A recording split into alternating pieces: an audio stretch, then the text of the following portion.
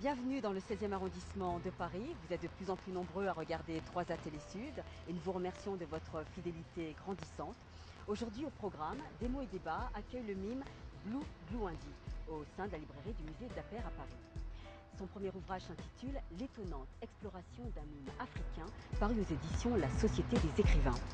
Avec humour, sarcasme et franchise, Blue Glouindi nous retranscrit ses péripéties, ses voyages et ses diverses rencontres humaines effectuées en Afrique et en Europe.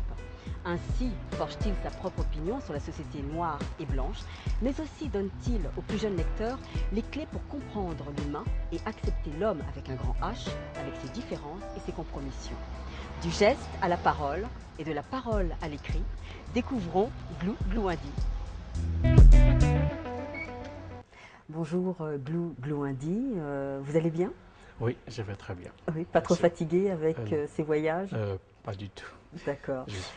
Alors, au début de votre roman autobiographique, vous parlez d'un certain Djedé Nani. Qui est-il? En effet, Djedé Nani est mon personnage, le personnage du livre en quelque sorte, qui n'a que moi. Et j'ai donc pris ce nom-là, qui est un nom typiquement de ma tribu, au lieu d'aller ailleurs et piocher chez les autres. Voilà. Alors, ce livre, donc, comme je l'ai précisé, c'est un roman autobiographique. Alors, vous définissez comme le premier mime africain. Et d'ailleurs, même, mime, vous le mettez en majuscule. Est-ce de la fierté, de l'autosuffisance? Je ne crois pas, ça n'a rien à voir avec la prétention, mais je pense que au bout de 23 ans de carrière, je peux prétendre être le premier mime dans la mesure où j'ai pas encore de concurrent jusqu'à ce jour, vous comprenez. Donc, de ce point de vue-là, je peux me considérer comme le premier mime, avec fierté tout de même, parce que ça ne court pas les rues. Vous avez parcouru 25 pays sans rien en main, pour vous citer. Alors, comment avez-vous fait? Ah oui, j'ai été quelqu'un qui avait eu de l'ambition très tôt. Je me disais qu'un artiste n'est pas celui-là même qui, quand il est célèbre, il va dans sa communauté pour se faire voir. Mais moi, j'avais voulu faire voir ce que je fais chez les autres. C'est ainsi que très tôt, quand j'ai embrassé la carrière théâtrale, j'ai décidé de m'autoproduire en faisant des récitals poétiques, des contes et légendes. Ainsi, j'ai parcouru une centaine de villes en Côte d'Ivoire, et dont le Burkina Faso, le Togo, le Bénin, le Mali, le Sénégal, la Mauritanie, et, et qu'en sais-je encore. Et c'est ainsi que voilà, je me retrouve aujourd'hui en France. Alors, vous racontez votre parcours justement de l'Afrique jusqu'à Paris pour obtenir une carte de séjour. Et donc vous traversez plein de contrées. Et est-ce que vous pouvez me dire comment ça s'est passé?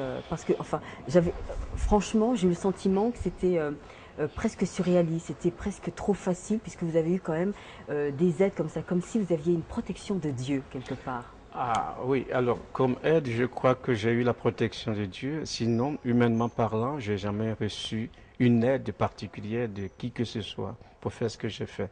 Mais je le faisais naturellement et sans trop de complications. Certes, parce que j'étais peut-être protégé par Dieu. Cependant, je disais donc, avant de venir en France, étant en Mauritanie où j'ai eu énormément d'argent, je suis passé par le Maroc et du Maroc en Espagne, bien entendu. Et l'Espagne, à Lyon, où je me suis retrouvé avec un compatriote qui me fait débarquer à Paris et me serre la main dans le métro. Et voilà, j'ai été étourdi et changé de métro sur le même quai. Voyez-vous, c'est là que je me suis aperçu qu'il y a des gens qui, humainement parlant, ne sont pas aussi sympas. Ça m'a marqué justement Oui, parce que ce passage. vous rencontrez un prêtre de Lyon ou de Perpignan qui vous amène à Paris et il vous laisse en plan. Oui, ce prêtre, je dirais, a été sympa. Pour sa part, il a été très sympa parce qu'il m'a pris de Perpignan à Nîmes. Et de Nîmes, chez lui, il m'a débarqué à Lyon. Et à Lyon, j'ai rencontré un compatriote, justement, qui m'a hébergé. Monsieur Dernier m'a hébergé, c'est lui qui m'a fait un faux bond, puisqu'il a décidé que je vienne à Paris, où je devais rencontrer l'un de nos compatriotes que je n'avais pas vu depuis des années. Mais il n'a pas pris le soin de me conduire chez ce compatriote, il m'a laissé en flanc dans le métro. Et là, j'ai commencé à tourner en rond, quoi. Et c'est là mon mauvais souvenir. Ah oui, tourner en rond à Porte de Voilà, Clignancourt. voilà, porte de Clignancourt. Pour changer pratiquement pas de métro, mais Voilà, donc j'ai tourné en rond. Ouais. voilà, Porte de Clignancourt qui se trouve au nord, ouest, au nord-est, pardon, même pas au nord de Oui, Paris, tout oui, simplement. tout à fait. Moi, ma géographie, c'est une catastrophe. Enfin bref, dans votre ouvrage aussi, vous parlez d'expérience humaine. Les personnes que vous avez rencontrées, vous ont-elles aidé ou plutôt vous ont-elles fait barrage? Je vais être honnête avec vous, mais ce qui est sûr dans ma vie, à toute sincérité, je ne pourrais pas vous dire que j'ai été vraiment aidé. Je ne sais pas ce qu'on appelle se faire aider. J'ai été hébergé, ne serait pour 1 ou 2 jours chez certaines personnes pendant que j'étais en tournée. Certains, comme mon ami de la Mauritanie, par exemple, m'a aidé à me trouver une autorisation. C'est une forme d'aide aussi, mais financièrement, pratiquement aucune personne m'a tendu la main. Ouais. Ouais. Donc c'était vraiment l'artiste qui Oui, doit se voilà, débrouiller, voilà, connaître la voilà, galère. tout à fait. Ouais. Et pour connaître une galère, bah, vous avez connu la galère, vous Ah avez oui, même failli perdre la vie. j'ai failli perdre la vue parce que en 85, j'ai décidé d'aller faire une tournée interafricaine pour la promotion du mime. Et de Ouagadougou, j'ai débarqué à Abidjan où j'ai passé 1 an du moins. Dans la galère, bien entendu. Parce que pour toujours, comme il est de coutume, c'est difficile que les gens m'aident. Je ne sais pas pourquoi. Mais je suis toujours protégé par Dieu. Et à un moment donné, il a fallu que je rentre à Paris et j'ai emprunté pour la première fois un bateau. Il ne m'a pas fait de cadeau. À 1000 km de la côte espagnole, le bateau a pris feu. Et nous avons été secourus dès 3 heures du matin à 16 heures de l'après-midi. On nous faisait débarquer dans des petites pirogues, enfin, je ne sais pas si je peux appeler ça, des petits pirogues. Et moi qui ai peur de l'eau, ces jours-là, j'ai vu la mort en face. Je dis, mais attends, si le bateau explosait, mais moi, ma vie reste ici, quoi. Voilà, donc j'ai eu plus de peur que de mal. Oui, enfin, vous avez eu chaud, quoi. Et oui, très chaud. Maintenant, on peut en rire parce que vous êtes Ah oui, vivant, je suis, non, mais j'imagine je le suis tout choc, en enfin le chair, oui, drame, ouais. oui, oui, tout à fait. Oué est l'ethnie à laquelle vous appartenez et la langue que vous parlez. Tout à fait. Un moment dans votre ouvrage, puisque c'est par chapitre, vous dénoncez même que les Africains sont régionalistes. Et ça vous dérange. Pourquoi? Ça me dérange parce que je suis quelqu'un qui a un cœur de conquérant. Je ne comprends pas pourquoi est-ce que certaines personnes veulent rester dans leur cocon, voyez-vous. C'est pour cela que quand j'allais de village en village en Côte d'Ivoire, on me disait que dans ce village-là, tu n'as personne qui soit de ta région, voilà. Ou alors, voilà, celui-là est de ta région, c'est celui-là qui peut t'héberger. Et j'ai compris plus tard le pourquoi de ce comportement. Oui.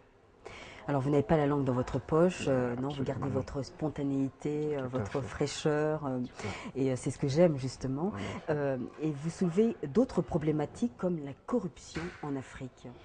Oui, la corruption, elle est partout et nulle part d'ailleurs. Elle est partout parce que même pour acheter un timbre, il faut corrompre les gens justement.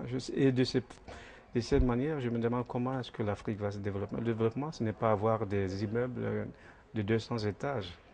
Le développement, c'est déjà mental, ça doit être mental, spirituel, avant d'être matériel. Mais nous, c'est le matériel aujourd'hui, au jour d'aujourd'hui, qui nous préoccupe. Et ça m'inquiète un peu. Et ce Copier que j'ai le... constaté, par exemple, que pour passer à la télévision de mon pays, que je connais le mieux, ailleurs, ça n'a pas été fait, donc je peux pas. Ailleurs, on ne m'a pas demandé de l'argent pour passer dans la télévision, mais dans mon pays, oui, j'étais obligé. Quoique je n'ai pas payé, mais je suis obligé de passer par d'autres personnes pour passer à la télévision, autres que les personnes qui ne sont autres que des personnes de la télévision même, qui devaient me laisser la priorité. Je suis passé par les supérieurs pour être admis. Donc rien n'est facile sur le continent.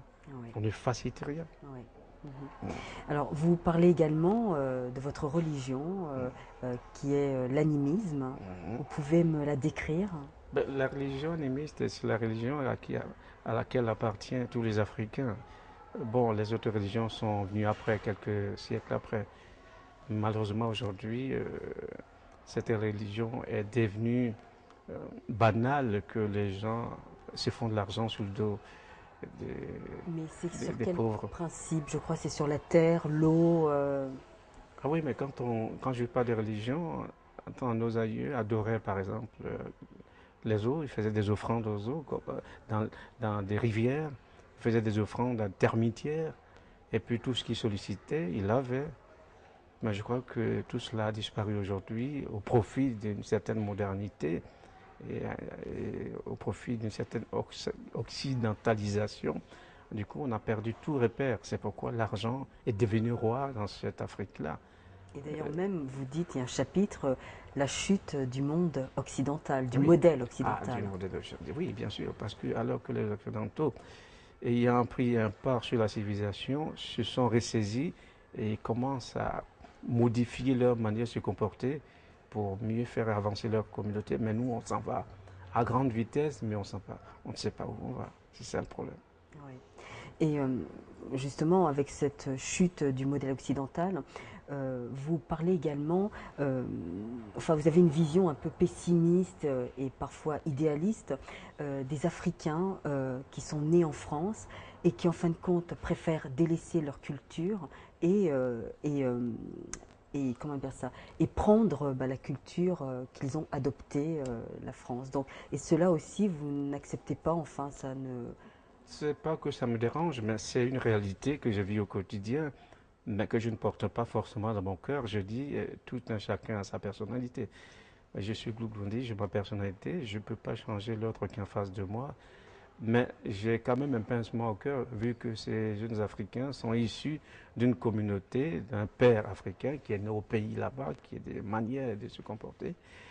Et lorsqu'ils coupent le lien avec tout ça, finalement, ils n'ont aucun repère eux aussi. Et c'est ça qui est tout à fait affreux ouais, dans D'accord. cette triste réalité. Très bien. Alors là, nous avons bien sûr étudié votre livre. Il vaut mieux en laisser un peu pour les lecteurs, pour En qu'ils les effet, achètent, qu'ils découvrent eux-mêmes et qu'ils en fassent leur propre opinion. tout à fait. Et moi, j'aimerais connaître un peu mieux Glouglou-Indi. Donc, vous êtes né à Guiglo, à l'ouest de la Côte d'Ivoire.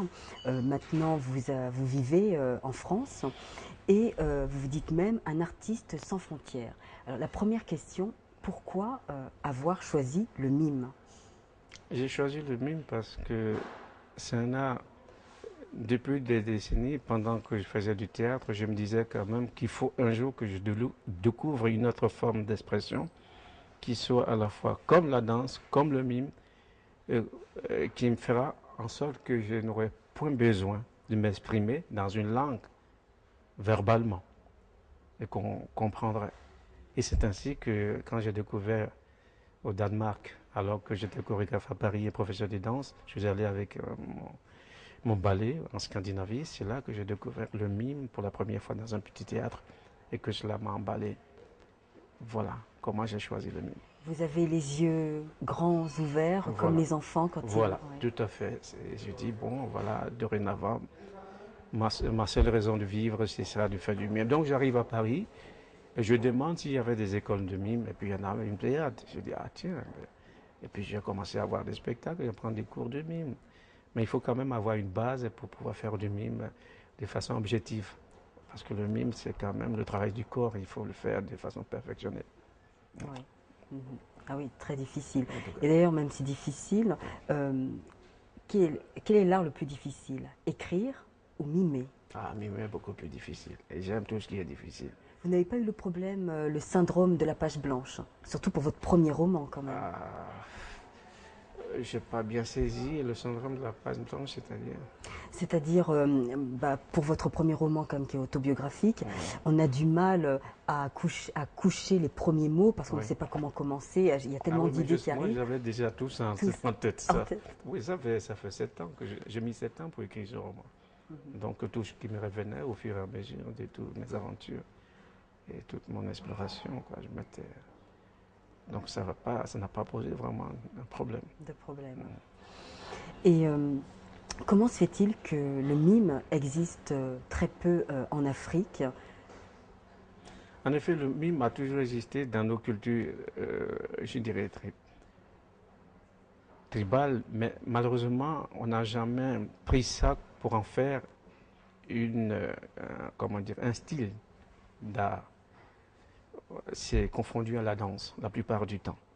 Mais c'est ici que je suis que le mime peut être un art à part entière. Et c'est ça qui m'intéresse. C'est ce côté qui m'a intéressé. C'est pourquoi j'ai pris l'école du mime. Euh, Avez-vous eu des échos, je sais pas, de la part des enfants ou de quelques adultes ou même adolescents, quand ils vous regardaient mimer, ils étaient certainement bon ébahis, mais est-ce qu'ils ont dit, moi je veux faire la même chose que vous? Oui, et je dirais que surtout en Afrique où je suis allé plusieurs fois, au Sénégal par exemple, en 87, en 95 à Bamako et en 93 à Cotonou. Les gens sont passionnés parce que c'est la première fois qu'ils découvrent un art qu'on peut exprimer avec le corps sans parole.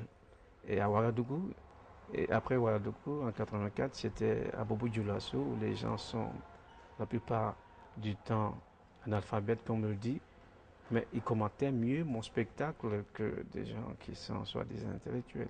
Ça veut Alors, dire que cet art est tellement universel qu'il n'a pas de parti pris. On n'a pas besoin d'être instruit, le langage est universel. universel. Mais que mimiez-vous en fin de compte? Ben, je mime les situations courantes de la vie. Par exemple, euh, je peux mimer un cycliste, je peux mimer, par exemple, je ne sais pas moi, un vieux bonhomme qui est un grabataire pour l'Europe, un vieux grabataire dans un jardin public, voyez-vous. C'est en cela que je dis que le mime universel, et chacun se retrouve dans ce panoplie-là. Donc c'est-à-dire qu'en fin de compte, vous avez fait un travail quand même d'observation pour Voilà, pouvoir... ben, absolument. Le mime, c'est quelqu'un qui doit beaucoup observer, justement, pour pouvoir créer. Tout ce qui nous entoure fait partie du mime. Et combien d'heures de travail Ah, par jour pour arriver à cet art? pour arriver à ça, il faut travailler de façon permanente et incessamment, et retravailler. C'est comme tout, mais le mime est beaucoup plus. Parce que après avoir, par exemple, mimé, par exemple, comment dirais-je, le cycliste, je suis épuisé au bout de 2 secondes. Oui, parce que demande beaucoup d'énergie. Oui. D'accord. Ouais. Ok. Et vos projets à venir, une pièce de théâtre, un autre roman, ou alors vous consacrez à votre art? Me consacrer entièrement au mime et continuer mes expériences de mime dans d'autres pays de l'Afrique centrale cette fois-ci. C'est mon projet, mon projet de maintenant. D'accord. Et la famille, vos enfants, il y en a qui ont, je sais pas moi, qui ont adopté votre art, ou alors pas du tout, ils se sont désintéressés totalement de ce que faisait papa. Bon, vu que le plus grand n'a que 20 ans, les trois derniers sont tout petits. Alors, mes petites filles sont passionnées, puisque quand je vais chercher à la maternelle, elles font du mime. Moi, j'aime pas, je fais du mime aujourd'hui, et puis on m'a applaudi, voyez-vous. Alors, je commence à le cultiver, cette culture du mime. Et ça vous fait toujours plaisir A beaucoup de plaisir, ouais. Surtout à transmettre aux enfants. C'est une passion. Les enfants sont très réceptifs. C'est pourquoi j'ai décidé de faire mes spectacles que dans le milieu scolaire. C'est très passionnant. Parce que vous D'accord. sentez que vous transmettez quelque chose à des gens qui sont réceptifs. C'est agréable. Vous parliez aussi de chorégraphie, de ballet, mais ça se passait comment? C'était une troupe de mime ou alors non, il y avait de la musique, enfin des danseurs, enfin comment cela se passait-il? Ah non, le ballet que j'avais, c'était un ballet chorégraphique avec des tam-tams, dans la tradition même authentique. Donc j'enseignais avec des tam-tams et tout ça, et puis avec un groupe d'hommes et de femmes. C'était tout à fait différent, ça n'a rien à voir avec le mime. Et depuis que j'ai embrassé la carrière du mime, ben, j'ai laissé tout cela aux autres danseurs qui sont encore sur le marché, quoique bon, c'est un peu difficile maintenant pour la danse parce que n'importe qui maintenant dans des cours de danse, mais c'est pas comme auparavant parce qu'on ne fait pas passer un message qui soit un message vraiment culturel. Il y a beaucoup qui enseignent la danse aujourd'hui comme étant une distraction. Quand les gens arrivent et transpirent, ils repartent, ils n'apprennent rien de tout à fait particulier à travers ce qu'on leur transmet. D'accord. Mais vous, quand vous donniez des cours de danse, que transmettiez-vous alors Bah, je transmettais, du moins à l'époque, je transmettais non seulement ma culture régionale, et j'étais bien spécifié, je leur expliquais le fondement de cette danse, à quoi ça servait. En ce moment-là, les gens apprenaient quelque chose de tout à fait intéressant, quoi. Ce n'est pas le cas aujourd'hui. Et vous avez rencontré le mime Marceau? Personnellement, non, mais j'ai vu 3 de ces spectacles. Le mime Alors, Marceau, qu'en pensez-vous franchement? Ah, mais c'est un monument du mime, c'est-à-dire que Mime Marceau peut te mimer Pantin sur glace, ben, c'est comme si tu rêvais, quoi. C'est un mime classique, moi je joue. Euh, je joue, c'est différent, je fais du mime moderne, voyez-vous. Bon. Mais c'est un as, quoi, du mime. Mais c'est grâce au mime et à ces derniers que le mime est connu en France, hein, que les gens créent des économies. Puisqu'il a commencé en 1949, c'est pas. Oui. Oui, ça date pas d'aujourd'hui. C'est pour dire. Le mime Marceau qui a tous les moyens à sa possession, qui fait le tour du monde avec les centres culturels français, si jusqu'à aujourd'hui il n'a pas tiré sa révérence, ce n'est pas moi qui commence, et qui ne compte que sur lui-même. Mais je crois que j'ai l'espoir que par mon biais, se fera connaître en Afrique. D'accord. Donc vous avez des idées, des envies de Ah mécénat. oui, absolument. Tout à fait. Créer des écoles. Des centres de formation en matière de mime. Mais oui, mais ça va être difficile parce que j'ai oublié d'en parler. C'est dans votre livre, vous dites justement que le mot artiste n'est pas reconnu en Afrique, les proches ni les pouvoirs politiques. Ça va être difficile pour vous de vous battre, de mettre en valeur ces projets d'école, enfin de création d'écoles de mime Oui, je crois devant que ces politiques. Pardon. oui, c'est vrai que le mime, que ce soit le mime ou les autres arts, il y a quelques années, n'étaient pas considérés comme des activités en part entière. Mais aujourd'hui, avec les médias, vu qu'on voit des comédiens passer à la télévision, les gens sont plus motivés à l'idée de se faire voir parce qu'on est passé à la télévision. Donc ça motive aujourd'hui la jeunesse. Mais ce n'est pas pour autant qu'on profondément, on aime ce qu'on fait. Et ça, je l'ai constaté. Vous avez des gens, je vais prendre le cas des chanteurs, ils passeront une fois à la télévision, le gars a fini de chanter. Il est dans le quartier et tous les matins, il dira aux jeunes filles, ah, tu ne m'as pas vu à la télévision, c'est moi. Hein, Alors, je crois que ce n'est pas complètement artistique, quoi. Très bien. Eh ben, merci Glou Glouindi d'avoir accepté notre invitation au sein de la librairie du musée d'Appert à Paris. C'est moi qui vous remercie. Voilà, je rappelle le titre de votre roman, L'étonnante exploration d'un mime africain, paru aux éditions des écrivains. Voilà, alors pour vous, téléspectateurs, Des mots et débats n'a qu'une seule ambition, vous transmettre la fibre littéraire, la passion de lire et le désir d'écrire. Et puis pour conclure, une citation de Marguerite Duras, écrire, c'est aussi ne pas parler, c'est se taire, c'est hurler sans bruit. Merci de votre attention, restez bien assis, la suite de vos programmes continue sur 3A Télé Sud. Au revoir et à bientôt.